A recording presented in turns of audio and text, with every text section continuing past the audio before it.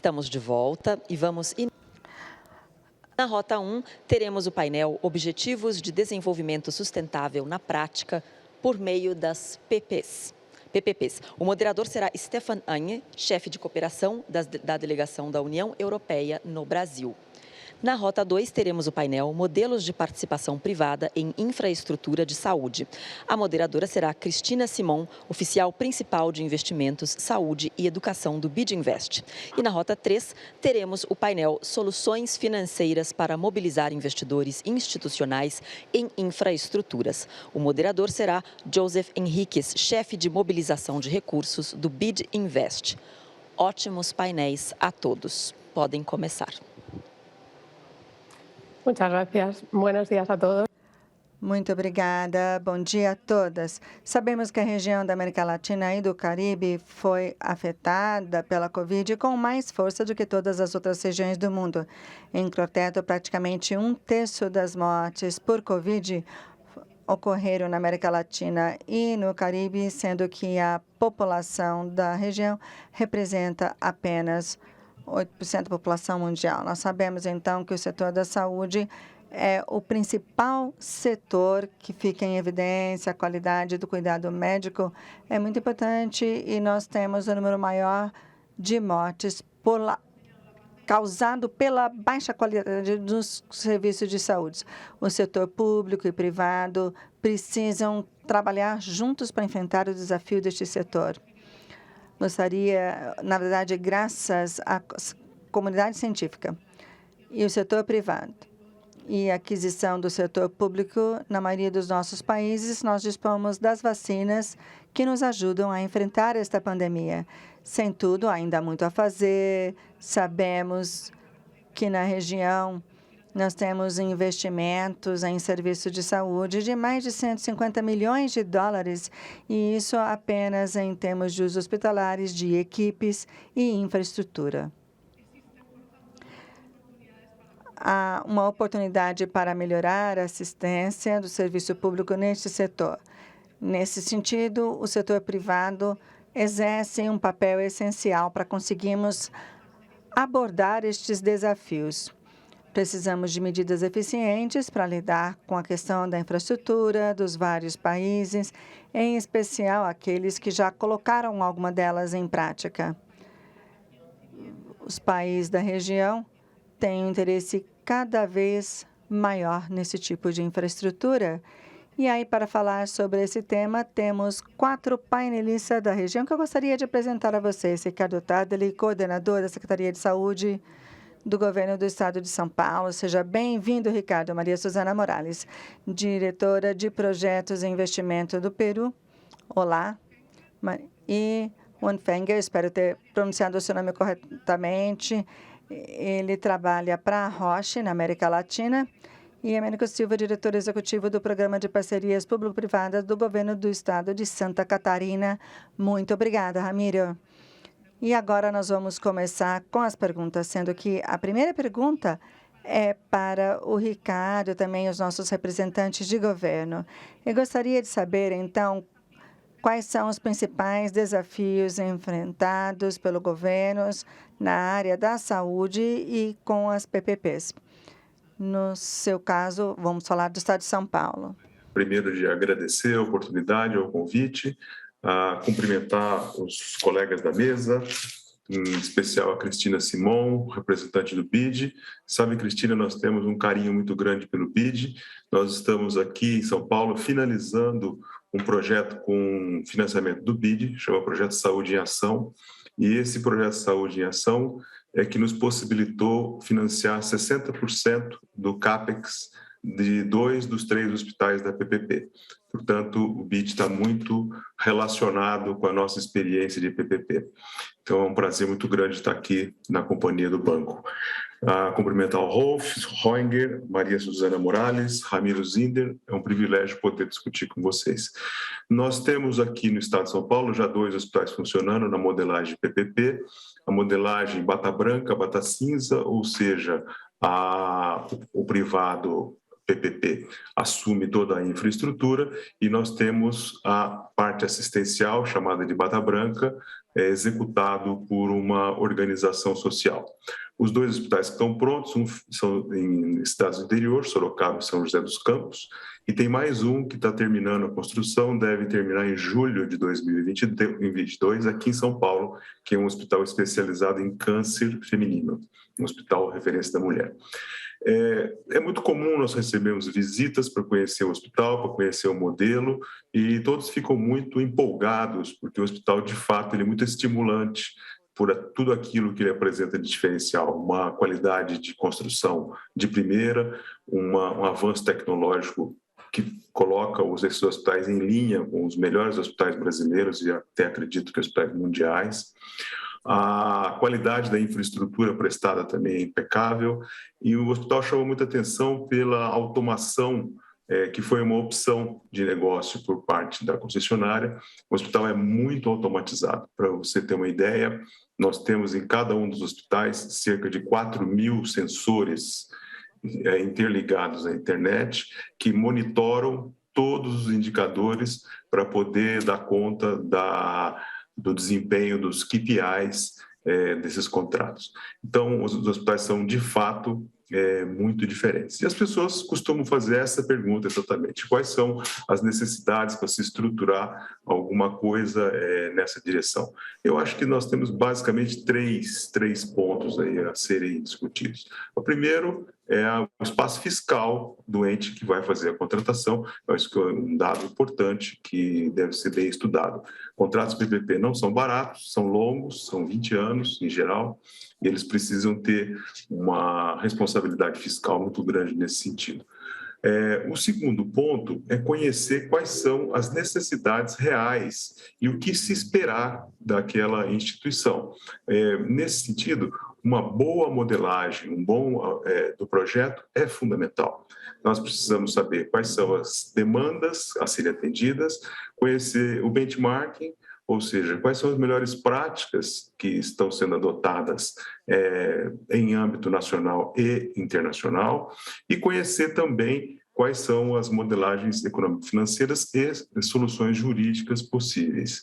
E, por fim, terceiro ponto a ser destacado é a fortaleza institucional do ente contratante. Ou seja, para que o privado se sinta confortável e seguro de fazer um investimento, de entrar num contrato de tão longo prazo, é muito importante que nós tenhamos fortaleza institucional, ou seja, garantias sólidas e um governo que tenha estrutura legal e que tenha disposição para fazer esse tipo de parceria estável. Estabilidade é uma palavra muito importante para poder fazer a atração do privado para o negócio. Eu acho que basicamente são essas as premissas principais para começar. Muchas gracias. Obrigada. Maria Suzana, qual foi a sua experiência no Peru? Quais são os principais desafios?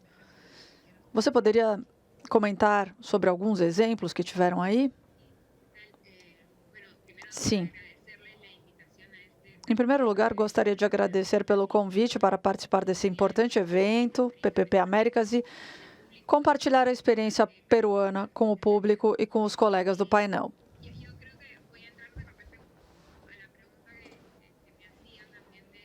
Acho que eu vou entrar um pouco na pergunta que fizeram antes.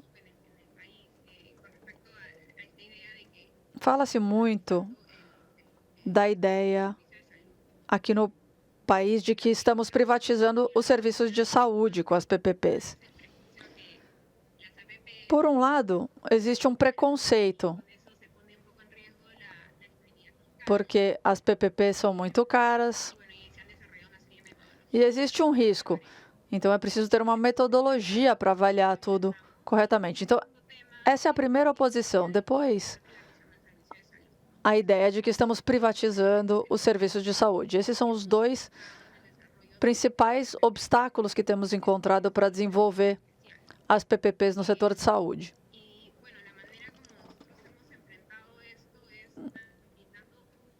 Para enfrentar isso, nós temos divulgando o máximo de informações possível, compartilhando conhecimento e explicando que as PPPs trazem benefícios não só na etapa da construção, mas também e, sobretudo, nas etapas de operação e manutenção. Nos últimos anos, aqui no país, outros mecanismos de contratação foram desenvolvidos entre governos, e eles são muito atraentes devido à sua rapidez. Então, sim, teremos a fase de construção, mas durante 20 ou 30 anos teremos a fase de operação e manutenção. Se vocês acham que é um desafio construir um hospital, imaginem o tamanho do desafio de operacionalizar e fazer a manutenção de um hospital. É isso que nós tentamos explicar para as diferentes partes interessadas. Mais tarde posso falar um pouco sobre isso. O ponto a favor do caso peruano é que nós já temos alguns hospitais funcionando, temos hospitais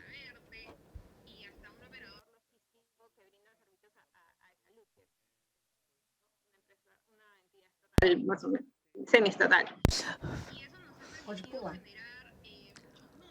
E é importante compartilhar os números. Os números não mentem. E eles nos permitem comparar o serviço oferecido por uma PPP e o serviço oferecido por um hospital administrado pelo poder público. Eu não quero entrar muito nos números, mas, por exemplo, observamos que em hospitais PPP, a produtividade do corpo clínico é de 5 atendimentos por hora. Já no hospital médio, são 3 atendimentos por hora. Ou seja, só aí já podemos observar a mudança. Com relação aos usuários, as consultas externas, o nível de satisfação em hospitais de PPP podem chegar a 85%. Cirurgia sobe para 90% e medicamento chega a 99%. Esses indicadores, em hospitais públicos, não têm o mesmo nível de satisfação. E alguns dos nossos hospitais, analisamos que quanto mais barato é operar e manter um hospital comparado, porque nós temos um hospital infantil público e um hospital infantil administrado por uma PPP. A manutenção da PPP fica $1,5 milhão de dólares mais barato. Eu posso continuar a dar outros exemplos, mas acho que já deu para entender que há economias. Então, esse risco de que as pessoas acham que é mais caro, é preciso considerar não só a fase da construção, mas o longo prazo. Outro risco é de conclusão das obras. São 50 obras que começaram, obras públicas, e só 17 delas foram concluídas. 3 em cada 5 não são concluídas. Essa é outra questão.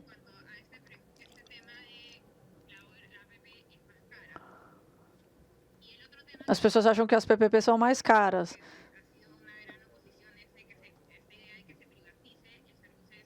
E também essa ideia de que estamos privatizando os serviços de saúde. Mas a ideia é explicar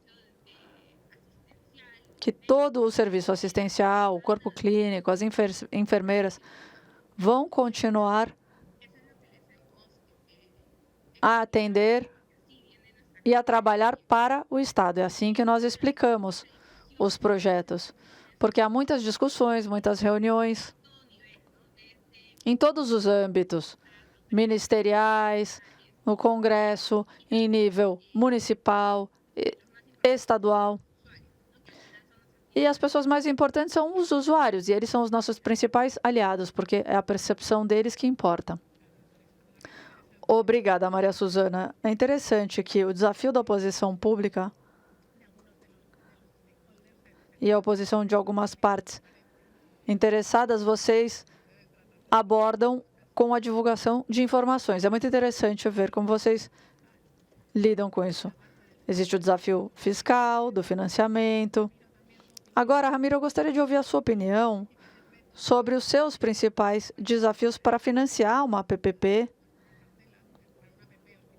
e para estabelecer as etapas para uma PPP de um hospital. Quais foram os desafios? De painel, os participantes do PPP Américas. E quero também agradecer aqui ao convite para participar desse evento e agradecer ao Banco Interamericano de Desenvolvimento, o BID, por estar apoiando o Estado de Santa Catarina na estruturação do projeto de PPP do Complexo Hospitalar de Santa Catarina. Um complexo hospitalar que envolve 4 unidades hospitalares, 2 hospitais gerais, um hospital infantil e uma maternidade, né, 83 mil metros quadrados de área. Um lindo projeto que estamos desenvolvendo aqui com a parceria do banco. Em relação a esse tema, eu acho que o grande desafio, não só para projetos na área da saúde, mas para os PPPs em geral, mas no caso da saúde, devido ao volume de recursos envolvidos, é a constituição de garantias para esses projetos. Esse é um desafio do Brasil, é um desafio nosso para projetos dessa natureza.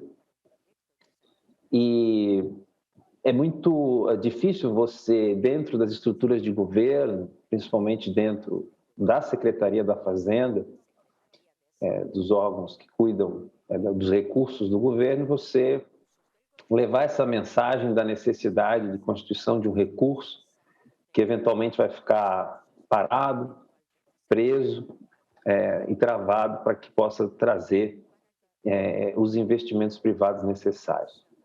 Nós aqui em Santa Catarina temos trabalhado fortemente nessa direção.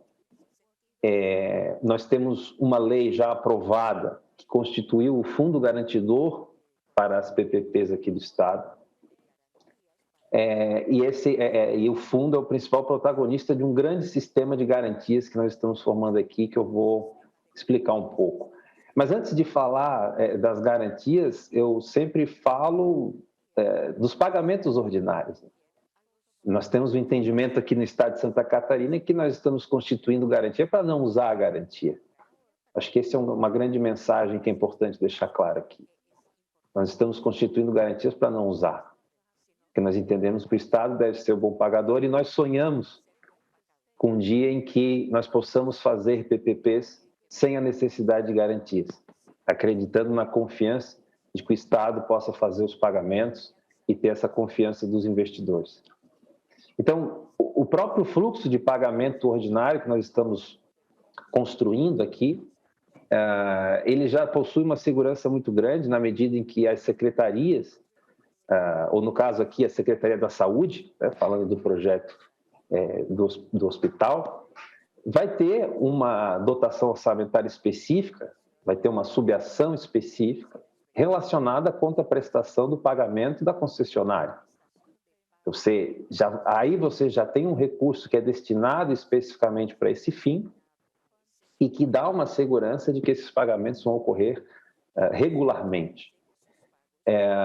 Não obstante, esses pagamentos serão monitorados dentro de um sistema de controle da Secretaria de Estado da Fazenda. Não são todos os pagamentos do Estado que possuem esse controle, mas nesse caso, devido à importância e à necessidade de darmos um bom exemplo em relação a isso, esses pagamentos ordinários passarão pelo controle da Secretaria da Fazenda e qualquer atraso será imediatamente identificado para que não ocorra ou para que seja corrigido no prazo devido. Se isso não der certo, se mesmo assim isso não der certo, estamos constituindo esse sistema de garantias com uma lei que já tramita na Assembleia Legislativa do Estado de Santa Catarina e que tem esse fundo garantidor como grande protagonista com as contraprestações necessárias dentro desse fundo. Em caso de não pagamento, o fundo garantidor é acionado e ele garante o pagamento da concessionária. Esse fundo ele é abastecido com recursos do Tesouro, oriundos principalmente das concessões, das outorgas de concessões e de outros recursos de desestatizações que estão ocorrendo aqui no Estado, que vão alimentar esse fundo garantidor. Esse fundo, então, é utilizado em caso de não pagamento. E se por acaso ainda não obtiver dentro do fundo os recursos necessários para o pagamento da garantia devida, ainda assim, dentro dessa lei que já tramita na Assembleia, nós estamos vinculando algumas receitas do Fundo de Participação dos Estados, no caso do Projeto da Saúde, que vai servir de contragarantia para o fundo. Então, nós temos aí, além do pagamento, mais 2 camadas de garantia, uma com o fundo garantidor e outra com a vinculação de receita, porque caso o fundo não esteja completo com a contraprestação necessária, a receita vinculada desvia a rota normal que entra para o Tesouro e abastece o fundo e faz o pagamento para a concessionária. Então, é um sistema que nós estamos montando para dar toda essa segurança aqui para a nossa PPP do complexo hospitalar. Queria, para finalizar também ainda nessa linha dos desafios, falando além dessas questões fiscais e da questão da garantia, que eu acho que é muito importante para projetos dessa natureza. A Maria Suzana falou da comunicação com a sociedade, de você transmitir uma informação adequada, correta para a sociedade sobre esse tipo de projeto. Mas talvez tão importante quanto a comunicação para a sociedade é a comunicação interna. É uma espécie de endomarketing. Comunicação para dentro das estruturas de governo. As estruturas de governo são muito grandes. Cada um está preocupado com as suas atribuições, só que nós precisamos ter uma comunicação interna. Todo governo precisa entender o que nós estamos fazendo. Você precisa ter esse alinhamento de informação e de conhecimento, colocar todos no mesmo nível, na mesma página, para que, dentro do próprio governo, nós entendamos o que estamos fazendo. Se nós, dentro do governo, soubermos o que estamos fazendo, nós conseguimos fazer uma comunicação para a sociedade também muito melhor. Essas contribuições que eu queria trazer. Muchas gracias. Concuerdo totalmente contigo. Obrigada. Concordo totalmente com você. É muito importante que haja essa comunicação no governo. Não basta adjudicar o contrato. Precisamos estar envolvidos no contrato, entendê-lo e saber como ele vai ser administrado dali para frente.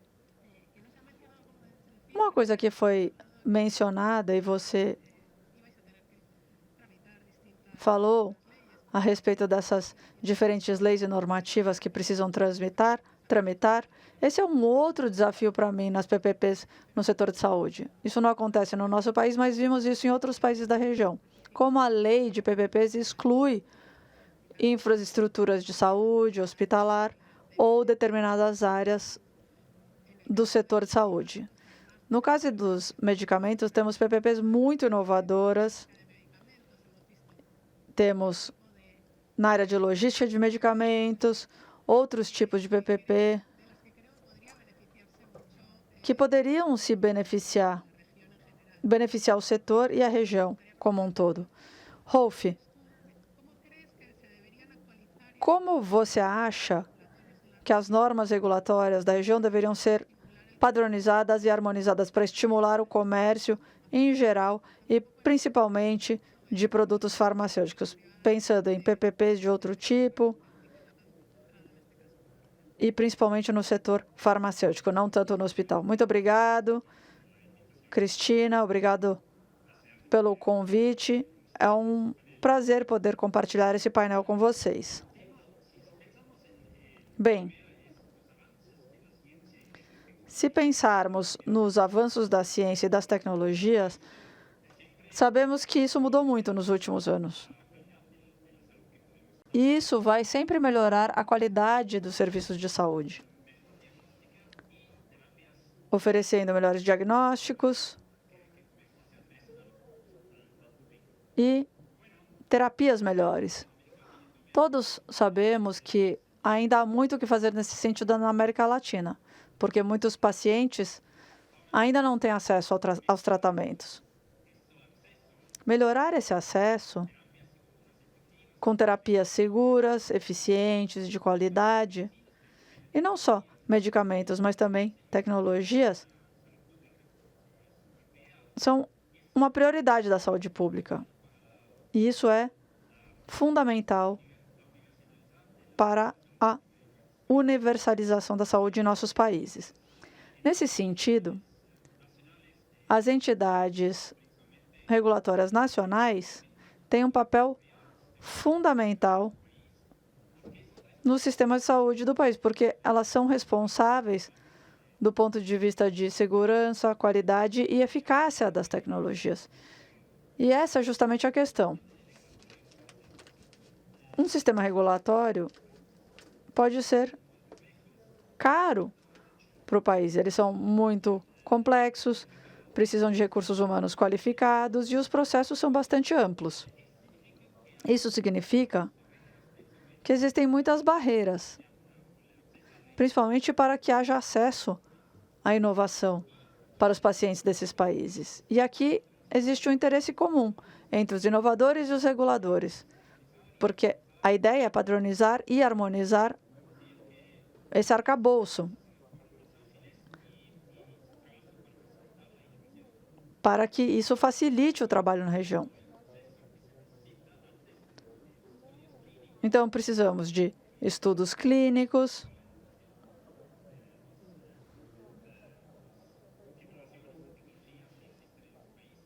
e a regulamentação das tecnologias disponíveis nos países. E, nesse sentido, a FAO tem uma iniciativa muito boa e tem trabalhado com o setor para melhorar esses processos reguladores na América Latina e harmonizá-los, para que cada país não tenha uma coisa diferente. Isso gera muitas barreiras transnacionais e internacionais. E é isso que se busca. São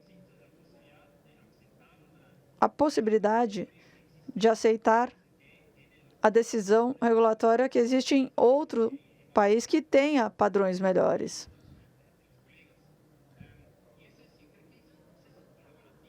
E esse é um processo colaborativo. Não é uma PPP formal, mas é um processo que foi construído com base na boa governança, na transparência.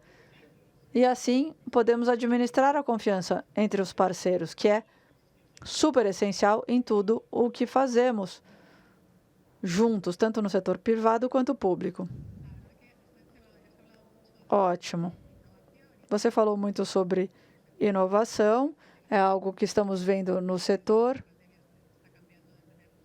e que tem mudado consideravelmente, principalmente depois da pandemia. Vários governos têm aprovado leis de telemedicina, revisitando esse assunto, e outras normativas de atualização. Nós sabemos que no estado de São Paulo existem diferentes PPPs no setor de saúde, e cada uma mais inovadora e eficiente que a outra. Estamos muito surpresos com isso. Nós discutimos alguns dos seus casos como histórias de sucesso. Que inovações nós podemos esperar no futuro próximo? Ricardo, nas PPPs de saúde em São Paulo e assim por diante. Sobre esse momento de transição de modelo de Estado que nós estamos passando, que a Maria Suzana comentou e o Ramiro também comentou, que essa transição do modelo do Estado executor para o Estado gestor. Esse é um desafio e esse talvez seja uma das respostas a essa pergunta, Cristina. Como nós devemos nos qualificar como gestores públicos para fazer frente a esses novos desafios?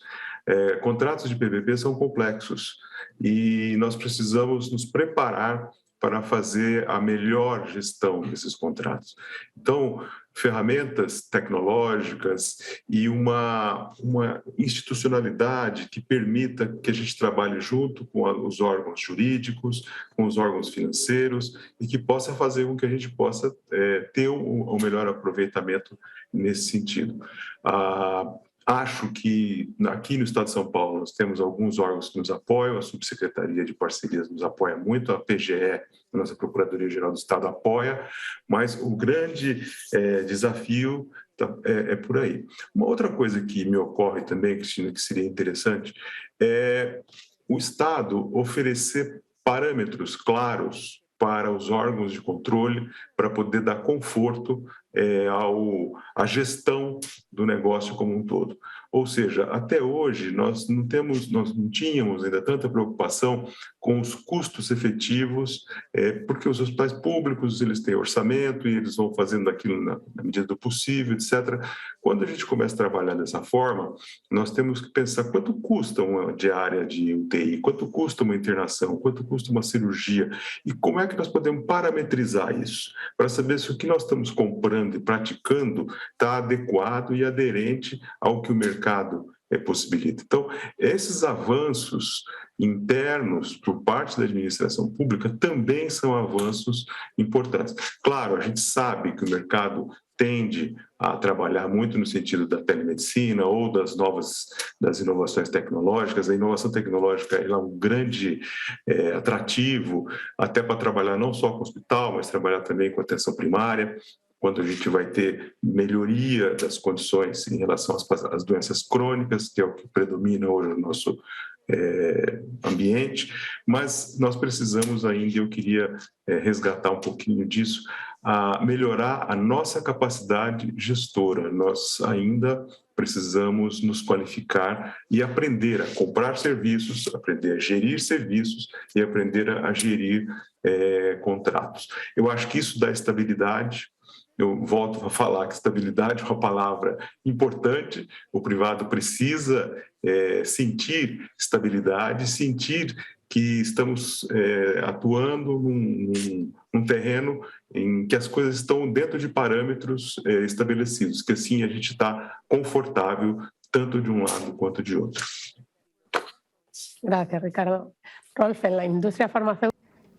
Muito obrigada, Ricardo. O que nós podemos esperar da indústria farmacêutica? Bom, nós temos a questão da tecnologia, dos medicamentos. E isso tem a ver com a medicina personalizada que foi falada anteriormente. Hoje nós temos muito mais insights e há uma grande preocupação também, que seria que nós podemos ter muito mais inovações, mas também precisamos pensar no sistema, na eficiência do sistema de saúde, que essa é uma parte muito grande da nossa preocupação. E, nesse sentido, eu penso que hoje nós temos um grande exemplo de colaboração público-privada, que nós chamamos de Saúde 2030. É uma iniciativa com a participação de várias pessoas na área de saúde pública. E o que é esse movimento Saúde 2030? É uma iniciativa, uma plataforma colaborativa onde todos que querem melhorar o sistema de saúde podem trabalhar juntos. O que queremos fazer neste sentido é identificar quais são as grandes mudanças que nós temos no sistema de saúde para os próximos 10 anos. Estamos pensando na tecnologia, nas enfermidades, pensando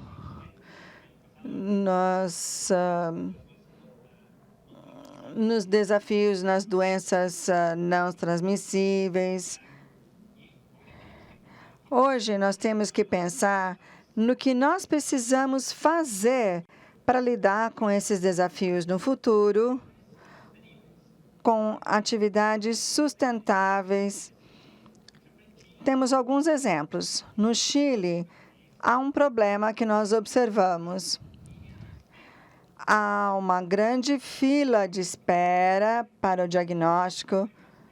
E um dos problemas é que não há visibilidade no sistema em termos de capacidade e, em especial, nós estamos buscando uma solução conjunta com as entidades e, no Peru, nós temos a questão da execução do orçamento. uma outra coisa que nós estamos construindo juntamente com a região de Cusco, e nesse sentido nós podemos mostrar que há melhorias que estão sendo executadas. E por que eu mencionei estes exemplos? Essa coisa de ter uma visão de longo prazo e uma ideia de como nós podemos trabalhar em colaboração é uma coisa que nós vemos na indústria.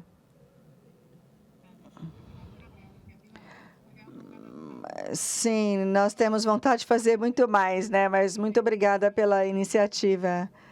É bom ter um pouquinho mais de informações. Eu queria saber que outras PPPs o Peru considera na área da saúde. Bom, nós temos uma carteira com 5 projetos no momento. Eles são um pouquinho diferentes. Há alguns que nós já estamos recebendo comentários. Há 2 hospitais na região de Chimbote, ao norte de Lima. São hospitais de alta complexidade. Também, esses hospitais vão oferecer serviços de hemodiálise, laboratório. É um trabalho muito bonito. As pessoas não vão mais ter que ir até Lima ou cidades perto de Lima. Eles podem ir a uma cidade próxima de onde moram para fazer o seu tratamento. E nós temos uma maior penetração. A outra coisa que eu queria contar dos 5 projetos, que é um pouquinho diferente, trata-se de um projeto de resíduos sólidos de 375 estabelecimentos de saúde em Lima. É um processo muito ambicioso, um CAPEX de 40 milhões mais ou menos, mas é uma operação para o manejo e tratamento de resíduos infecciosos. Este projeto contempla que o setor privado vai ficar encarregado do manejo, do transporte extra-hospitalar e também com várias outras questões. É um projeto bastante inovador. Estamos avançando e em 2022 esperamos poder convocar todos ao mercado. Este é um dos projetos que nos entusiasma, porque é diferente do que temos feito até o momento.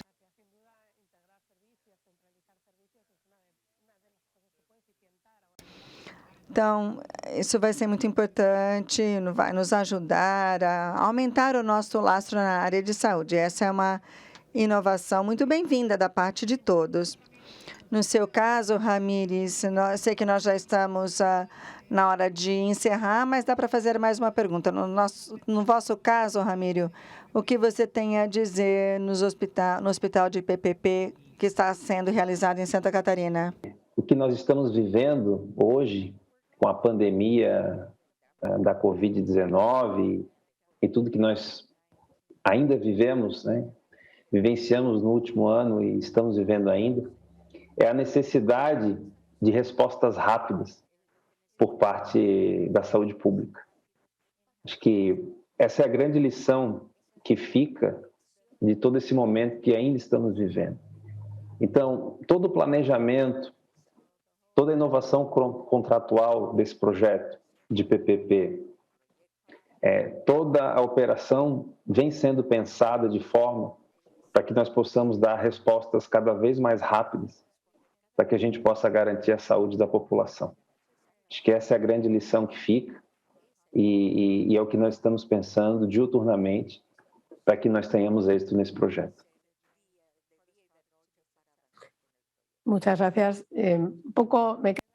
Muito obrigada. Gostaria de agradecer a todos, Ricardo, Ramírez, Suzana, Rolfo. Gostaria de agradecer a vocês pela participação E, em conclusão, as PPPs vão fazer parte da solução. Temos que sair da pandemia. Acredito que o setor da saúde comprovou ser essencial agora com a pandemia. E, neste sentido, sabemos que o setor privado tem que participar e ajudar o setor público como uma ferramenta fundamental. Obrigada a todos e excelente dia.